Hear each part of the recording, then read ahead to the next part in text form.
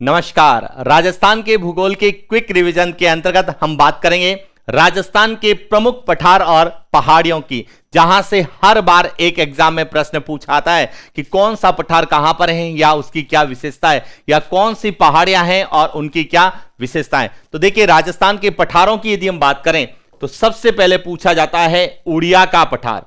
उड़िया का पठार कहां पर है? सिरोही में है और इसकी ऊंचाई है 3160, कुछ किताबें 3162 मीटर भी लिखती है। और यहां राजस्थान का सबसे ऊंचा पठार, राजस्थान का सबसे ऊंचा पठार कौन सा है? उड़िया का पठार। और इसी पठार पर माउंट आबू शहर बसा हुआ है। कौन सा शहर? माउंट आबू, जो कि राजस्थान का सबसे ऊंचा शहर है। और इसी पठार पर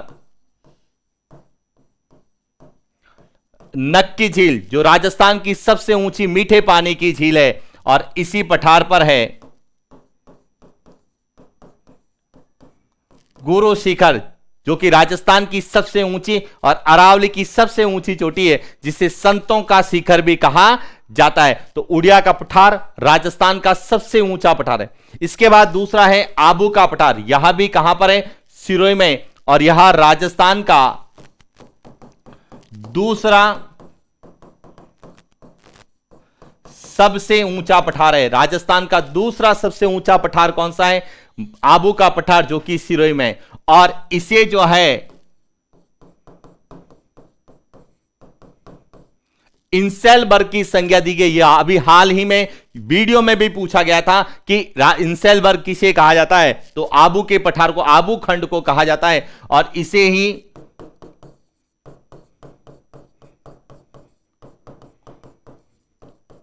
बैथोलिक संरचना का उदाहरण भी माना जाता है, जो कि ज्वालामुखी निर्मित आंतरिक भूगर्भीय संरचना है, जो गुंबद के आकार की है। और वह कौन सी है? आबू का पठार या आबू खंड, जो कि सिरोही में।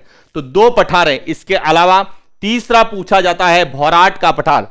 देखिए, भौराट का पठार गोगुंदा से कुंभलगढ़ यानी उदयपुर से राजसमंद के मध्य स्थित पठारी क्षेत्र है। और यह राजस्थान का तीसरा सबसे ऊंचा पठार है। और भौराट का पठार यहां बंगाल की खाड़ी और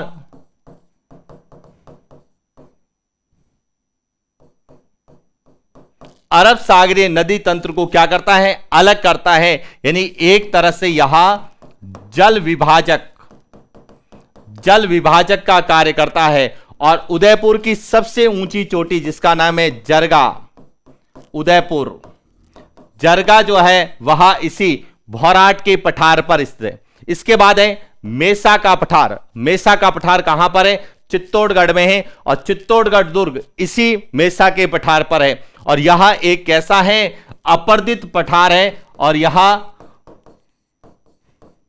गंभीरी और बेड़च नदियों द्वारा अपर्दित पठार है। इसीलिए प्रश्न आता है चित्तौड़गढ़ का दुर्ग किन दो नदियों के संगम पर है? तो गंभीरी और बेड़च नदियों के संगम पर यह चित्तौड़गढ़ दुर्ग मेसा के पठार पर स्थित है। और मेसा के पठार को ही जो है मेसा संरचना के नाम से जाना जाता है।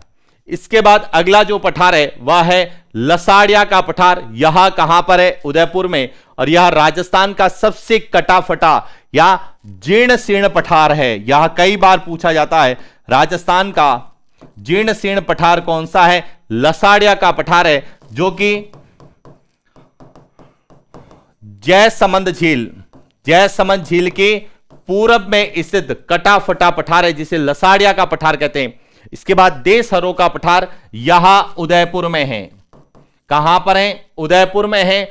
और यह उदयपुर में रागा और जरगा की पहाड़ियों के बीच में, रागा और जरगा की जो पहाड़ियां हैं, इनके बीच में वर्ष भर हरा भरा रहने वाला भूभाग है, जिसे जो है देशहरों का पठार कहा जाता है। इसके बाद और कौन से पठार है?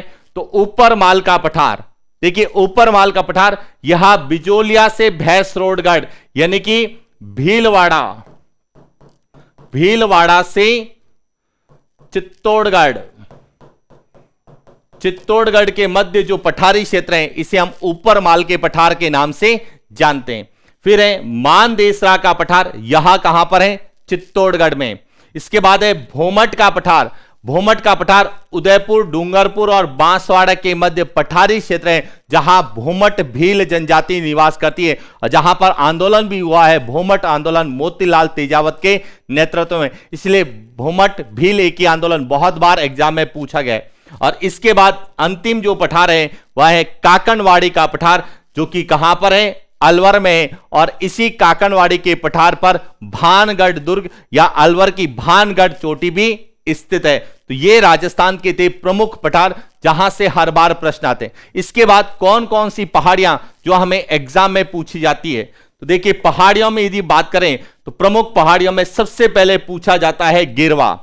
गिरवा क्या है कि जो उदयपुर शहर है, उदयपुर के आसपास यानी उदयपुर के चारों ओर अर्धचंद्राकार या तस्त्रीनुमा जो पहाड़ियां हैं उन्हें स्थानीय भाषा में क्या कहते हैं? गिरवा कहते हैं। यहां अर्धचंद्राकार और तस्त्रीनुमा पहाड़ियां हैं जिन्हें स्थानीय भाषा में गिरवा कहते हैं। इसीलिए गिरवा कहां पर है? उदयपुर में। और आपसे यह भी पूछा जाता है इतिहास में कि महाराणा उदय सिंह ने गिरवा की पहाड़ियों में उदयपुर शहर की स्थापना की थी।